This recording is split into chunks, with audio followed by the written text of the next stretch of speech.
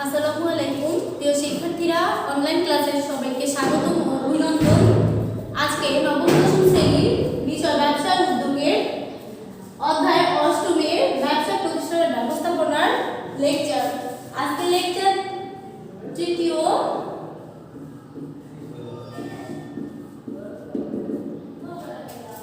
অষ্টম অধ্যায়ের তৃতীয় লেকচারে কি আছে, দুইটি বিষয়বস্তু তোমাদের সামনে নিয়ে আমি হাজির হয়েছি। প্রথম আছে আদর্শ নেতার গুণাবলী, দুই নম্বর আছে অর্থায়নের ধারণা এবং অর্থায়নের উৎস। প্রিয় শিক্ষার্থীরা, তাহলে আমরা চলো জেনে নেওয়া যাক আদর্শ নেতার গুণাবলী কি কি। আদর্শ নেতার গুণাবলী হলো 1. দৈহিক সামর্থ্য ও সুস্থতা।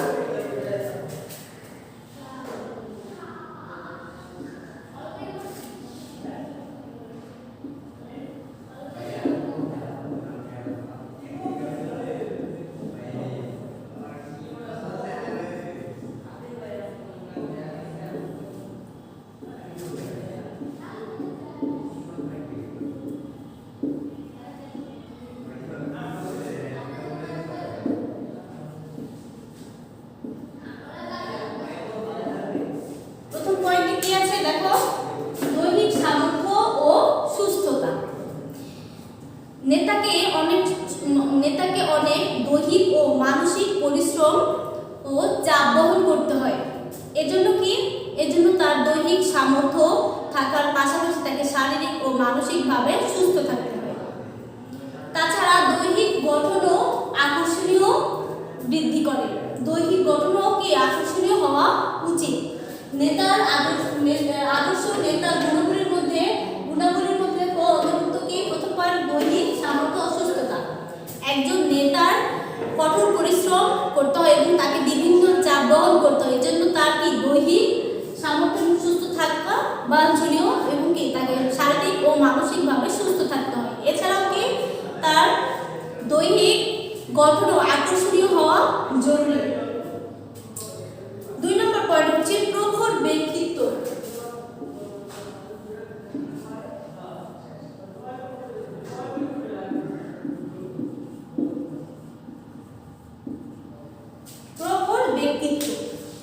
প্রখর ব্যক্তিত্বটা কি? নেতাকে ব্যক্তিগতভাবে ধীর স্থির হতে হয় এবং তার আচরণ, মার্জিত ব্যবহার এবং সম্মোহনী ক্ষমতা তার ভিতরে কি থাকতে হয়। সম্মোহনী ক্ষমতা মিশ্রিত ব্যক্তিত্বের অধিকারী নেতাকে হতে হয়। তাতে কি হয়? অভ্যস্তরা তাকে সম্মান করে, শ্রদ্ধা করে। এবারে আমাদের 2 নম্বর পয়েন্ট আমরা বুঝে নিলাম প্রখর ব্যক্তিত্ব। এবার যাব 3 নম্বর পয়েন্টে। আমাদের 3 নম্বর পয়েন্ট কি আছে দেখো। 3 নম্বর পয়েন্ট হচ্ছে শিক্ষা ও অভিজ্ঞতা। 3 নম্বর পয়েন্ট হচ্ছে কি? শিক্ষা ও অভিজ্ঞতা।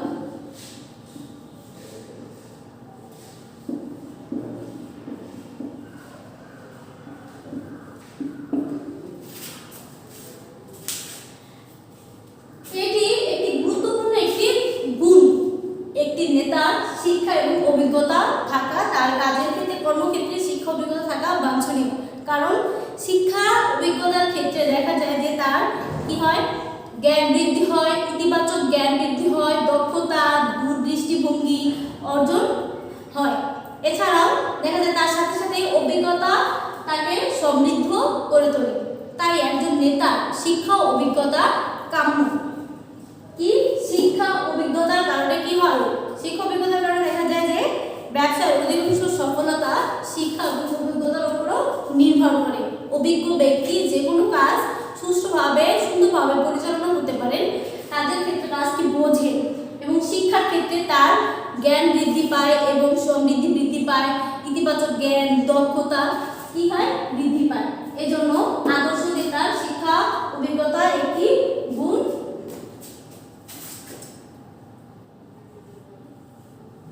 এবার হচ্ছে 4 নম্বর পয়েন্ট। 4 নম্বর পয়েন্ট হচ্ছে সাহস ও সততা।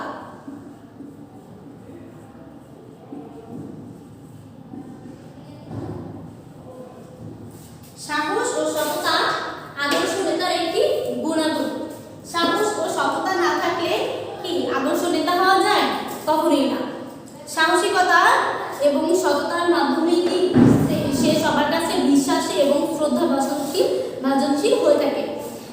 সবসময় সামনে থেকেই নেতৃত্ব দিতে হয়। তাকে অনেক ঝুঁকিপূর্ণ এবং চ্যালেঞ্জিং মূলক কাজ হাতে নিতে হয়, যার কারণে তাকে খুব কি হতে হয়, সাহসী হতে হয় এবং এর সাথে তাকে সৎ ও ন্যায়নিষ্ঠবান হতে হয়। এর ফলে সে সবার কাছে বিশ্বাসী এবং শ্রদ্ধাশীল হয়ে থাকে। তাই নেতার সাহস এবং সততা একটি বিশেষ গুণ, যা তাকে আদর্শ নেতা হিসেবে পরিচিতি লাভ করতে সাহায্য করে। এবার হচ্ছে 5 নম্বর গুণাবলী। 5 নম্বর গুণাবলীটি হচ্ছে পরিশ্রম ও সহনশীলতা।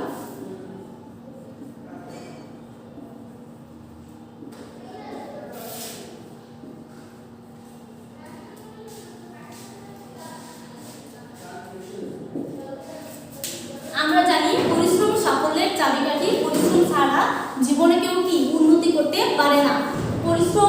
পরিশ্রম এবং সহনশীলতা আদর্শ নেতার একটি অন্যতম একটি গুণাবলী। পরিশ্রম যে কোনো কাজের একটি মূল, সকল কাজের মূলই কি পরিশ্রম। যে যত পরিশ্রমী সে জীবনে ততই কি সফল। পরিশ্রম ছাড়া জীবনে কেউ উন্নতি করতে পারে না। তাই নেতাকে তার দায়িত্বের জন্য অনেক কঠোর পরিশ্রম করতে হয় এবং অনেক সহনশীল করতে হয়। সে যদি অল্প কাজেই কি হয়, ক্লান্ত হয়ে যায় বা ধৈর্য হারিয়ে ফেলে, তাহলে কি সে কি উন্নতি করতে পারবে, সফল হতে পারবে তার ব্যবসার ক্ষেত্রে? কখনোই না। এর জন্য কি নেতাকে সবসময় ধৈর্যশীল, সহনশীল হতে হয় এবং কি হয়, তাকে ধৈর্য নিয়ে, সময় নিয়ে তার দায়িত্বকে পালন করতে হয় এবং তাকে কঠোর পরিশ্রমী হতে হয়। এবার দেখে নেওয়া যাক 6 নম্বর পয়েন্ট।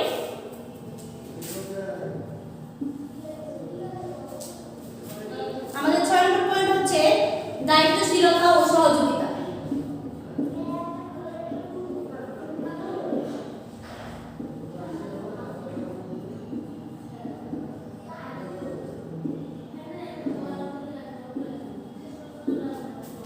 দায়িত্বশীলতা ও সহযোগিতা। দেখো, এই যে আদর্শ নেতার গুণাবলীগুলো তোমাদের বইতেই আছে। বইয়ের সবাই 101 পৃষ্ঠা বের করো, সেখানে দেখতে পাবে তোমরা আদর্শ নেতার গুণাবলীগুলো। সেখানে বিস্তারিত আলোচনাগুলো দেয়া আছে। 100 থেকে 102 পৃষ্ঠার মধ্যে আদর্শ নেতার গুণাবলী অন্তর্ভুক্ত আছে। আদর্শ নেতার গুণাবলীর মধ্যে 6 নম্বর গুণাবলী হচ্ছে কি, দায়িত্বশীলতা ও সহযোগিতা। দায়িত্বশীলতা ও সহযোগিতা কি, দায়িত্বের প্রতি নেতার একাগ্রতা অনুসারীদেরকে কি করে, আরো অনুপ্রেরণা যোগায়। কেমন?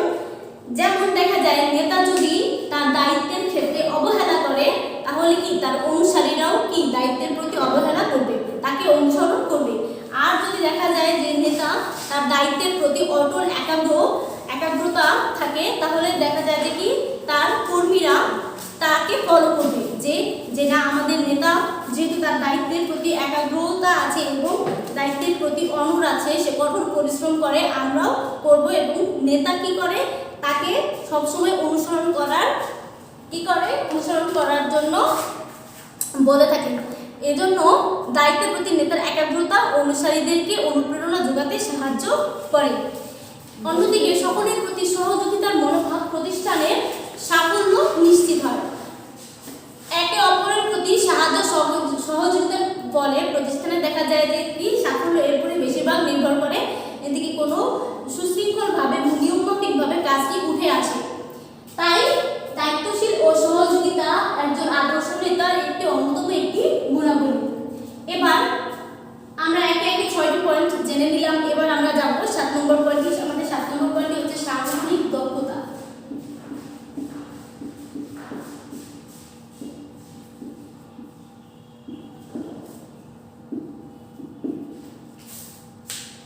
সাংগঠনিক দক্ষতা একজন নেতার প্রতিষ্ঠানের সকল বিষয়ে দক্ষ থাকা উচিত।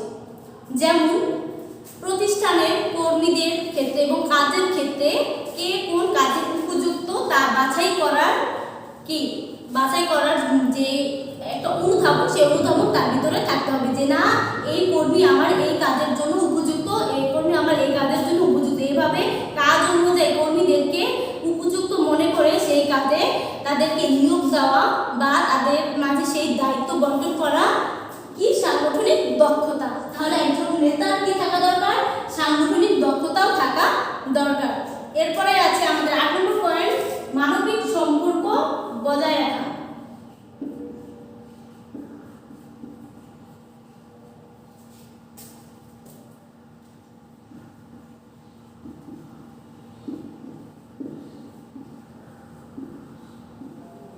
মানবিক সম্পর্ক অনুধাবন, আমাদের 8 নম্বর পয়েন্টে কি মানবিক সম্পর্ক অনুধাবন।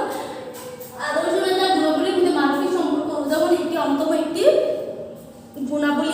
যেমন এটি কি, মানবিক সম্পর্ক অনুধাবন হচ্ছে একজন সফল নেতা অবশ্যই তার সাথে লোকদের আন্তঃসম্পর্ক, দৃষ্টিভঙ্গি, যোগ্যতা, রুচি, চাহিদা ও ব্যক্তিত্ব অনুধাবন করার যোগ্যতা থাকা উচিত। যেমন কি একজন নেতার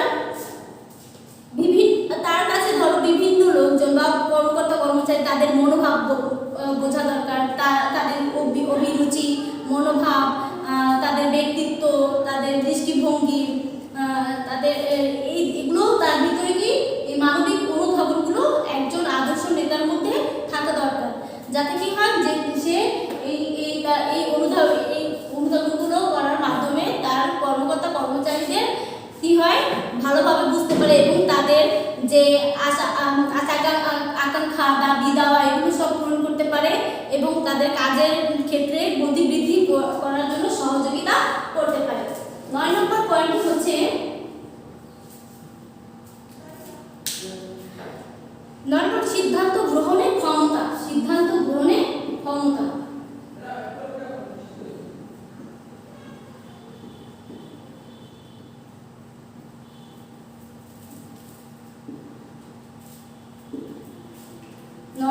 সিদ্ধান্ত গ্রহণের ক্ষমতা। সিদ্ধান্ত গ্রহণের ক্ষমতা কেমন, যথাযথ সময় সিদ্ধান্ত গ্রহণের উপর প্রাতিষ্ঠানিক সাফল্য নির্ভর করে। দেখা যায় একজন নেতার প্রজ্ঞা এবং দূরদর্শিতার মাধ্যমে সঠিক সিদ্ধান্ত নিতে হয়। নেতার এই গৃহীত সিদ্ধান্ত কি করে, অধ্যস্তদের আস্থা এবং মনোবল বাড়িয়ে তোলে। সিদ্ধান্ত গ্রহণের ক্ষমতা ক্ষেত্রে কি একজন নেতার সঠিক এবং যথাসময় সিদ্ধান্ত প্রতিষ্ঠানের সাফল্য নির্ভর করে। একজন নেতার প্রজ্ঞা এবং দূরদর্শী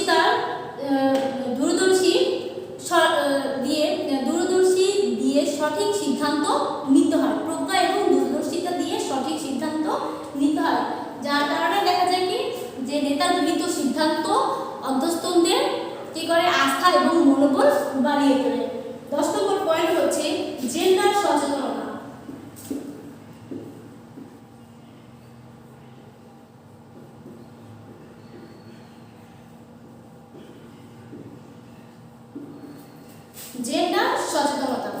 জেন্ডার সচেতনতা কেমন, একজন নেতা নারী বা পুরুষ হোক না কেন তাকে কি করতে হয়, তার প্রতিষ্ঠানে সহকর্মী নারী পুরুষের প্রতি শ্রদ্ধাশীল হতে হয়, সহানুভূতিশীল হতে হয়। তাকে অবশ্যই পক্ষপাতহীন হয়ে নারী পুরুষের প্রতি ভিন্ন ভিন্ন দৃষ্টিভঙ্গি এবং সামাজিক অবস্থান সম্পর্কে সচেতন হয়ে যার যার দিক থেকে নেতৃত্ব দিতে হয়। কি জেন্ডার সচেতনতা কি, যে একজন নেতা নারী বা পুরুষ হোক না কেন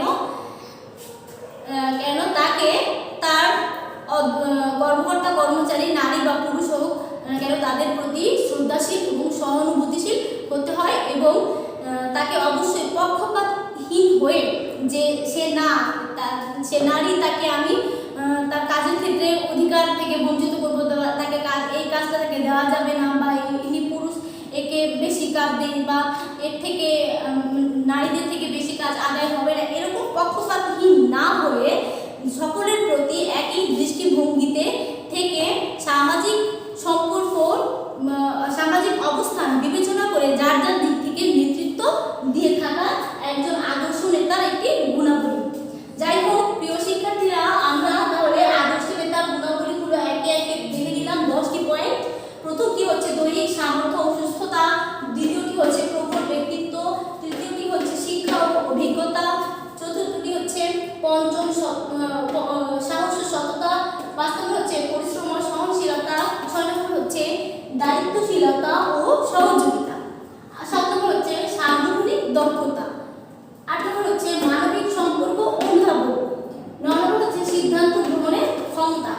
দশম হচ্ছে জেন্ডার সচেতনতা।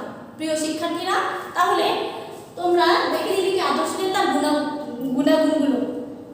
তাহলে আমরা এ থেকে শিখতে পারি কি যে ভবিষ্যতে আমাদের মধ্যে যদি থেকে কেউ এরকম নেতা নির্বাচিত করি তাহলে তার কি কি গুণাবলী থাকা দরকার আমরা কি এ থেকে জেনে নিলাম, এবং নিজেদের মধ্যে কি এই গুণাগুণগুলো যদি লালন করতে পারি তাহলে কি আমরা একজন আদর্শ নেতা হিসেবে বিবেচিত হব এবং সবার কাছে অনুষ্ঠিত হব আদর্শ নেতা হিসেবে। তাহলে প্রিয় শিক্ষার্থীরা, আমরা এখন আদর্শ নেতার কি কি গুণাবলী থাকা উচিত সেগুলো এখন বলতে পারবো, তাই না? এখন আমরা 2 নম্বর পয়েন্ট নিয়ে আলোচনা করব। আমাদের 2 নম্বর পয়েন্ট কি হচ্ছে কি অর্থায়নের ধারণা এবং অর্থায়নের উৎস। অর্থায়নের ধারণা, অর্থায়ন কি সেই বিষয় নিয়ে এখন আলোচনা করব। অর্থায়ন বলতে আমরা বুঝি যে ব্যবসায় অর্থ সংগ্রহ করাকেই বলা হয় অর্থায়ন। আমি আগের পয়েন্টগুলো মুছে দিচ্ছি।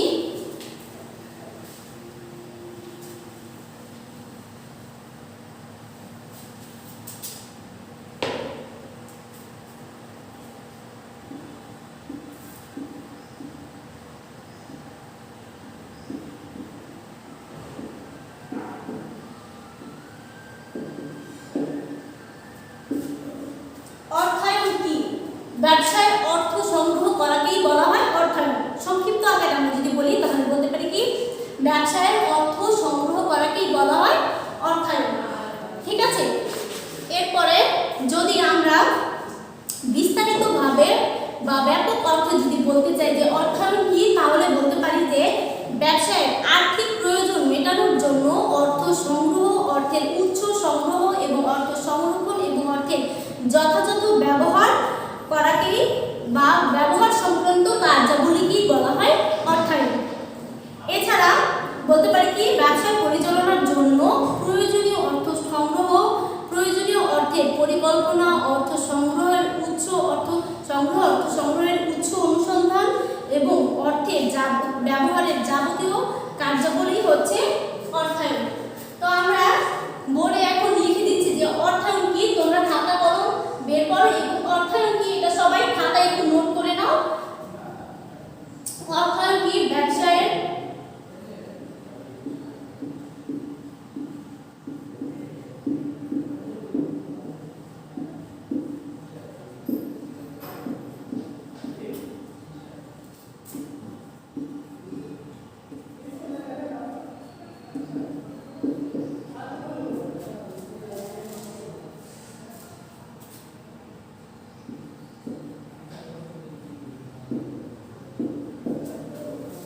অর্থায়ন কি ব্যবসায় অর্থ সংগ্রহকে বলা হয় অর্থায়ন। এটি হচ্ছে ক্ষুদ্র সংজ্ঞা, মানে সংক্ষিপ্ত আকারে যেটা আমরা বলতে পারি এক কথায় সেটা হচ্ছে এটা যে ব্যবসায় অর্থ সংগ্রহ করাকেই বলা হয় অর্থায়ন। আর যদি আমরা ব্যাপক অর্থে বলতে চাই যে ব্যবসায়ের আর্থিক প্রয়োজন মেটানোর জন্য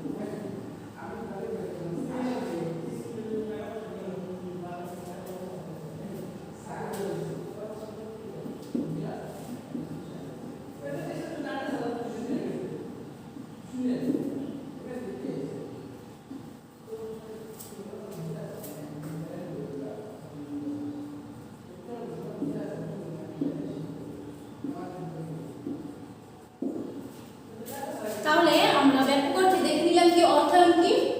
ব্যাপক অর্থে আমরা বলতে পারি যে ব্যবসায় আর্থিক প্রয়োজন মেটানোর জন্য অর্থ সংগ্রহ, অর্থ সংগ্রহের উৎস অনুসন্ধান, তথ্য অর্থ সংরক্ষণ এবং অর্থের যথাযথ ব্যবহার সংক্রান্ত কার্যাবলীকে বলা হয় অর্থায়ন। তাহলে প্রিয় শিক্ষার্থীরা, অর্থায়নের সংজ্ঞা আমরা দেখে নিলাম। পরপর কয়টি আছে? দুইটি সংজ্ঞা আমরা দেখে নিলাম। এরপরে আমরা আরো বলতে পারি যে অর্থায়ন বলতে অর্থ সংগ্রহের পরিকল্পনা। অর্থায়ন বলতে আমরা আরেকটি সংজ্ঞা বলতে পারি যে অর্থ সংগ্রহের পরিকল্পনা, অর্থ সংগ্রহের উৎস অনুসন্ধান এবং অর্থ সংরক্ষণ এবং অর্থের যথাযথ ব্যবহার সংক্রান্ত কার্যই হচ্ছে অর্থায়ন। তাহলে অর্থায়ন সম্পর্কে আমরা জানলাম। অর্থায়ন সংজ্ঞাকে এটা আমরা ব্যাখ্যা করতে পারবো। এখন জেনে নেওয়া যাক একটি উদাহরণ যে অর্থায়নের অর্থ সংগ্রহের উপায় হচ্ছে অর্থায়ন। কিন্তু অর্থ সংগ্রহের উপায় এটা কি ধরনের সে সম্পর্কে আমরা একটি উদাহরণ দিয়ে জেনে নেওয়া যাক। ধরো একজন ব্যক্তি যার নাম মোহাম্মদ ইমরান, তিনি একটি কি করলেন, তিনি চাকরি করতেন। দেখা যায় চাকরির পাশাপাশি তিনি স্টেশনারি একটি দোকান খোলার সিদ্ধান্ত নিলেন। এখন তার এক্ষেত্রে কি দরকার? অর্থ দরকার। অর্থ ছাড়া কি কোনো ব্যবসায় পরিচালনা করা যায় না, সংগঠন করাও যায় না। এজন্য কি অর্থের প্রয়োজন। এখন অর্থের প্রয়োজন হয়েছে, তো অর্থটা পাবে কোথায়? অর্থ সংগ্রহের তার কি এটা পরিকল্পনা করতে হবে যে আমার অর্থটা কোত্থেকে আমি এটা সংগ্রহ করতে পারি এবং এই সংগ্রহের অনুসন্ধানের উৎসগুলো কি কি, এর উৎসগুলো অর্থ আসার উৎসগুলো বা মাধ্যমগুলো আমার কি কি হতে পারে সে সম্পর্কে পরিকল্পনা, অর্থ সংগ্রহের এই উৎস অনুসন্ধান করতে হবে। প্রথমে কি অর্থ সংগ্রহের পরিকল্পনা করতে হবে তার। এরপরে দেখা গেল সে যে পরিকল্পনা করে দেখা গেল সে তার আত্মীয় স্বজন, ধরো তার মামার কাছ থেকে কিছু টাকা সংগ্রহ করলেন, তার কুকুর কাছ থেকে কিছু টাকা সংগ্রহ করলেন, তার বড় ভাইয়ের থেকে কিছু টাকা সংগ্রহ করলেন। এছাড়া দেখা গেল যে সর্বশেষ তার আরো অপর্যাপ্ত, এই টাকাগুলো কি তার অপর্যাপ্ত আরো কিছু অর্থের প্রয়োজন। তখন সে কি করলো? বাণিজ্যিক ব্যাংক থেকে ঋণ নিলেন। বাণিজ্যিক ব্যাংক থেকে ঋণ নেওয়ার মাধ্যমে সে কি করলো?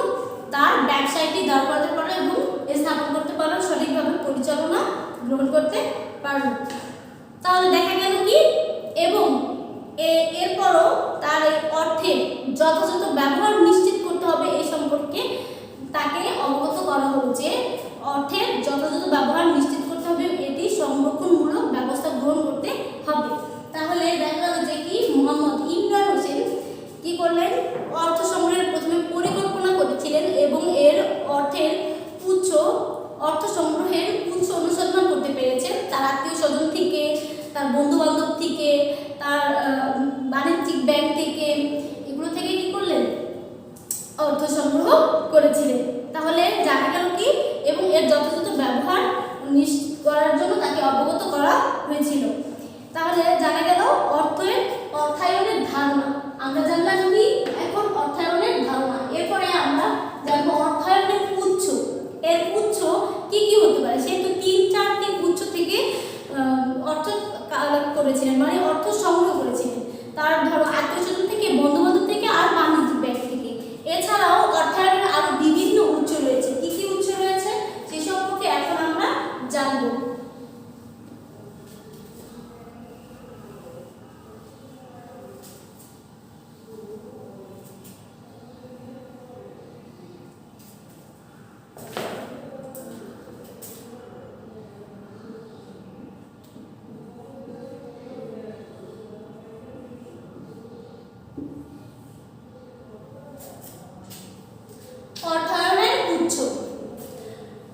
অর্থায়নের উৎস যে কোনো ব্যবসায় প্রতিষ্ঠানের জন্য কি অর্থ বা মূলধন প্রয়োজন।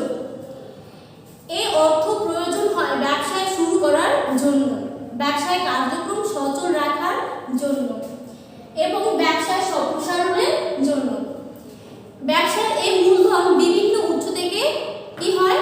উৎস থেকে সংগ্রহ করার সুযোগ আছে। এই উৎসগুলো কি কি সেই সম্পর্কে এখন আমরা জানব। প্রথমত উৎসের মধ্যে প্রথম উৎসটি হচ্ছে তার নিজস্ব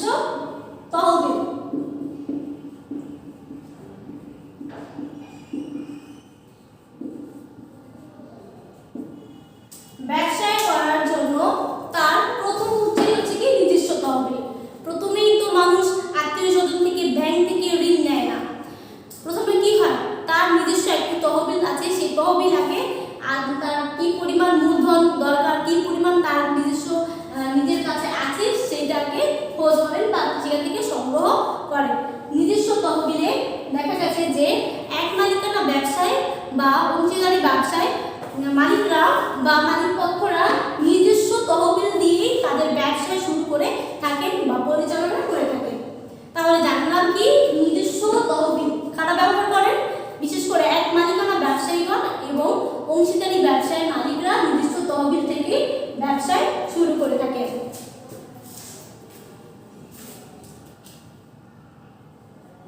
দুই নম্বর উৎসটা কি? দুই নম্বর উৎস হচ্ছে আত্মীয় স্বজন।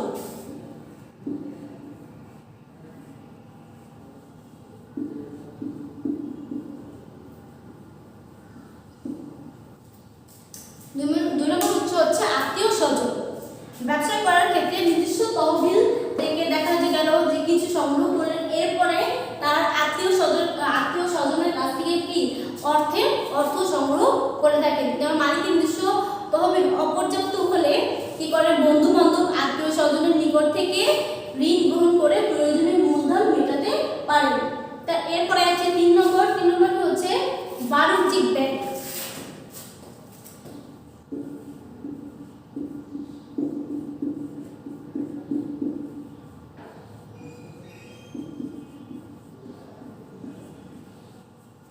বাণিজ্যিক ব্যাংক প্রথমে আজকে নিজস্ব তহবিল থেকে অর্থ সংগ্রহ করে, এরপরে আত্মীয় স্বজন থেকে, তারপরে কি বাণিজ্যিক ব্যাংকের সাহায্য নিতে পারে। বাণিজ্যিক ব্যাংক থেকে বিভিন্ন দীর্ঘমেয়াদী স্বল্পমেয়াদী ঋণ নিয়ে থাকে। যেমন এই ব্যাংকগুলো বাণিজ্যিক ব্যাংকের মধ্যে কি কি ব্যাংকগুলো থেকে সাহায্য ঋণগুলো পেয়ে থাকে সেগুলো হচ্ছে যেমন সোনালী ব্যাংক, জনতা ব্যাংক, রূপালী ব্যাংক, অগ্রণী ব্যাংক সহ বিভিন্ন সরকারি ও বেসরকারি বাণিজ্যিক ব্যাংকগুলো তাদের স্বল্প, মধ্য এবং দীর্ঘমেয়াদী ঋণ দিয়ে থাকে এবং স্বল্প সুদে বা মধ্য এবং উচ্চ সুদ মুনাফায় কি করে থাকে তাদেরকে ঋণ দিয়ে থাকে। এরপরে হচ্ছে 4 নম্বর পয়েন্ট, 4 নম্বর উৎসটি হচ্ছে সমবায় ব্যাংক। সমবায় ব্যাংক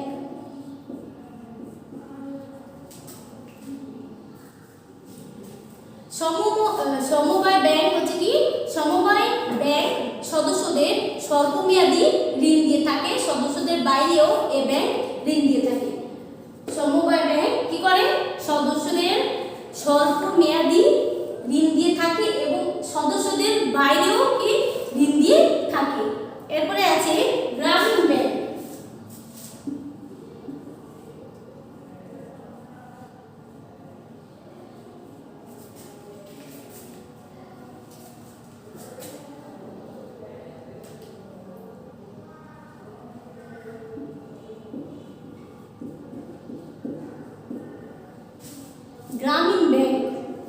গ্রামীণ ব্যাংক কি করে? গ্রামীণ ব্যাংক ছোট আকারের ব্যবসা প্রতিষ্ঠানের ক্ষেত্রে ঋণ দিয়ে থাকে। গ্রামীণ ব্যাংক ছোট আকারের ব্যবসা প্রতিষ্ঠানের ক্ষেত্রে ঋণ দিয়ে থাকে। এছাড়া দেখা যায় গ্রামীণ ব্যাংক বিভিন্ন অতি দরিদ্রদেরও ঋণ দিয়ে থাকে, তাদের উন্নয়নমূলক বিভিন্ন কর্মকাণ্ডে ঋণ দিয়ে থাকে। যেমন পশুপালনের ক্ষেত্রে, গৃহ নির্মাণের ক্ষেত্রে, দুস্থ দরিদ্রদের ক্ষেত্রেও কি গ্রামীণ ব্যাংক ঋণ দিয়ে থাকে।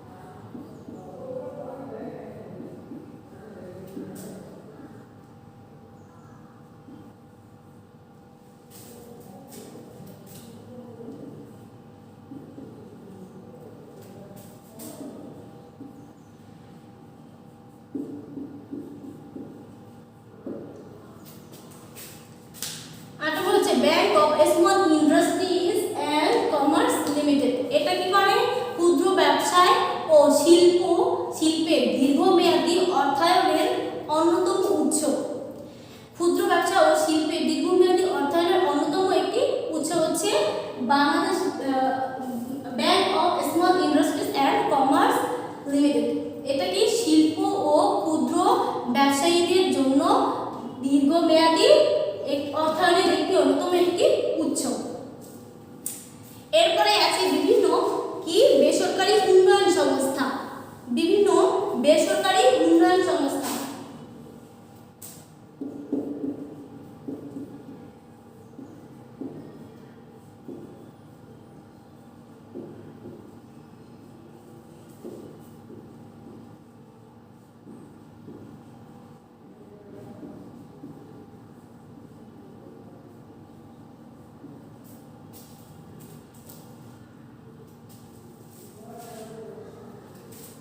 নয় নম্বরে কি?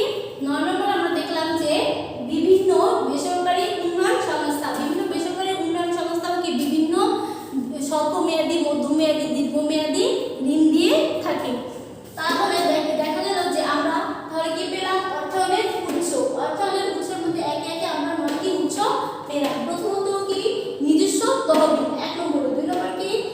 2 নম্বরে তারপরে আছে আত্মীয় স্বজন। 3 নম্বরে আছে ব্যাংক, বাণিজ্যিক ব্যাংক। 4 নম্বরে আছে সমবায় bank.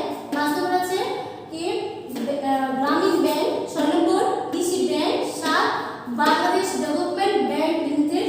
R bank of small industries and commerce limited. 9 নম্বর বিভিন্ন বেসরকারি সংস্থা। তাহলে প্রিয় শিক্ষার্থীরা, আমরা জেনে নিলাম যে অর্থায়নের ধারণা এবং অর্থায়নের উৎস।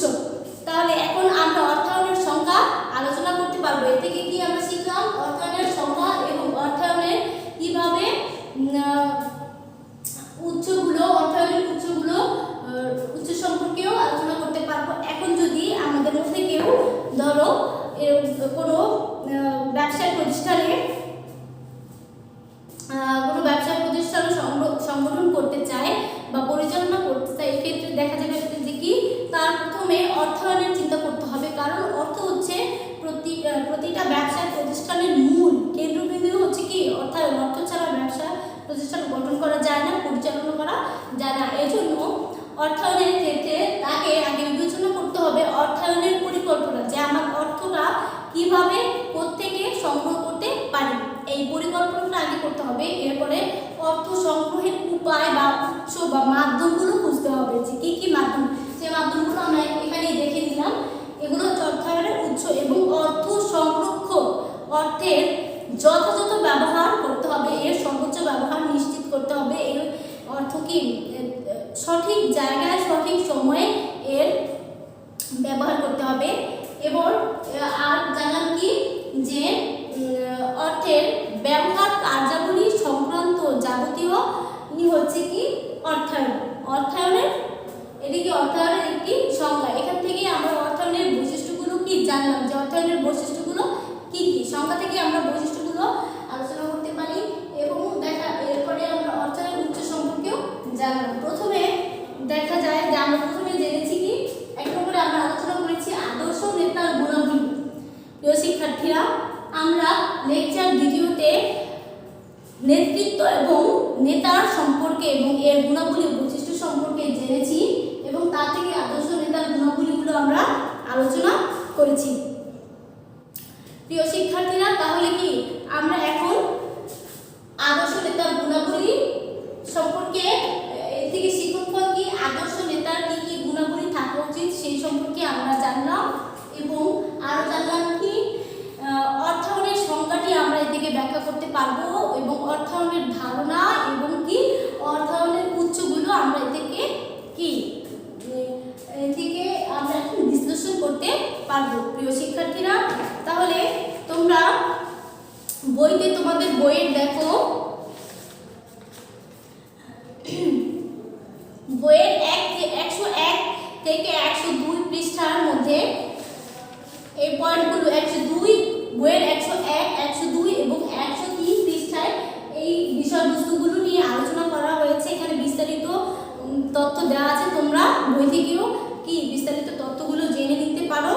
এছাড়াও তোমাদের যদি কোনো সমস্যা থাকে এই বিষয়বস্তুর ক্ষেত্রে সেটা আমাকে ইনবক্সের মাধ্যমে জানাতে পারো। এছাড়া তোমরা আমাকে তোমাদের যত প্রবলেমসগুলো আছে সেগুলো তোমরা নিজেরা নোট করে সেটা আমাকে স্কুল খোলার পরবর্তীকালীন সময়ে সেগুলো আমাকে জানাতে পারো। তাহলে প্রিয় শিক্ষার্থীরা, তোমাদের অষ্টম অধ্যায়ে আমরা তিনটি লেকচার নিয়ে আলোচনা করেছি। প্রথমটি তো তোমরা জানো যে আমরা প্রথমে আলোচনা করেছিলাম কি ব্যবস্থাপনার নিয়ে। ব্যবস্থাপনার কি ব্যবস্থাপনার ধারণার মধ্যে কি ছিল যে ব্যবস্থাপনার সংজ্ঞা এবং ব্যবসায়িক প্রতিষ্ঠানের ব্যবস্থাপনা কি, ব্যবস্থাপনার কার্যাবলী। এরপরে আমরা আলোচনা করেছিলাম পরিকল্পনার ধারণা, যে পরিকল্পনা কি, ব্যবস্থাপনার চক্র, ব্যবস্থাপনা কি চক্র। এরপরে আমরা আমাদের দ্বিতীয় নম্বরে ক্লাসে আলোচনা করেছিলাম সংগঠিতকরণের ধারণা, সংগঠিতকরণের সংজ্ঞা, সংগঠিতকরণের ধারণা এবং সংগঠিতকরণের গুরুত্ব। এরপরে আমরা জেনেছি যে একটি ব্যবসা প্রতিষ্ঠানের ক্ষেত্রে সংগঠনের গুরুত্ব কি, সংগঠিতকরণের গুরুত্ব কি কি সেই সম্পর্কে আমরা জেনেছি। এরপরে আমরা জেনেছি নেতৃত্বের ধারণা, নেতৃত্ব কি, নেতা কি বা নেতৃত্বের গুণাবলী কি কি, আর নেতৃত্বের প্রকারভেদ কি কি, প্রকারভেদের মধ্যে প্রত্যেকটি প্রকারভেদের আমরা সংজ্ঞা সহ বৈশিষ্ট্যগুলো আলোচনা করেছি। এরপরে আমরা আমাদের তৃতীয় লেকচারে আজকে আলোচনা করেছি আদর্শ নেতার গুণাবলী এবং কি অর্থায়নের ধারণা এবং অর্থায়নের গুরুত্ব।